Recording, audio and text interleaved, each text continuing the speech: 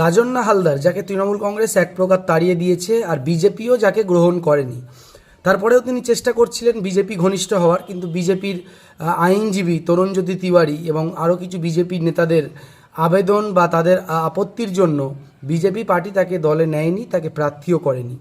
এখন তিনি সোনারপুর দক্ষিণ কেন্দ্রে অভিনেত্রী লাভলি মৈত্র, যেখানে তৃণমূল কংগ্রেসের পক্ষ থেকে প্রার্থী হয়েছেন, বিজেপির পক্ষ থেকে রূপা গাঙ্গুলি এবং সিপিআইয়ের পক্ষ থেকে একজন প্রার্থী দেওয়া হয়েছে, তাদের বিরুদ্ধে তিনি প্রার্থী হয়ে অভিযোগ করলেন যে এরা সবাই বহিরাগত, তাই তিনি সোনারপুরের একেবারে ভূমিকন্যা, তিনি সোনারপুরের সমস্যাগুলো জানেন, তাই তিনি সোনারপুরের মানুষকে বাঁচাতে তিনি ভোটে দাঁড়ালেন। এবং শোনা যাচ্ছে তিনি নিজেই ঘোষণা করেছেন তিনি সম্ভবত আসানসোল দক্ষিণ আসানসোল সেখান থেকেও প্রার্থী হতে চলেছেন, সেখানে অগ্নিমিত্রা পল তার এগেনস্টে প্রার্থী হতে চলেছেন। এখন প্রশ্ন হলো, এটা শুভেন্দু অধিকারীর চাল নয় তো?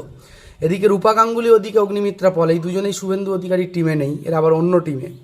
তো বিষয় হলো যে এখন রাজন্না হালদার তিনি সোনারপুরের ভূমিকন্যা, তাহলে তিনি আসানসোলে গিয়ে দাঁড়াচ্ছেন, এদিকে তিনি সোনারপুরের প্রার্থীদের নিয়ে বলছেন, অন্যান্য দলের প্রার্থীদের নিয়ে বলছেন এরা কেউ ভূমিকন্যা ভূমিপুত্র নয়, তাদেরকে প্রার্থী করা হয়েছে। বিষয়টা কেমন গোলমেলে লাগছে না?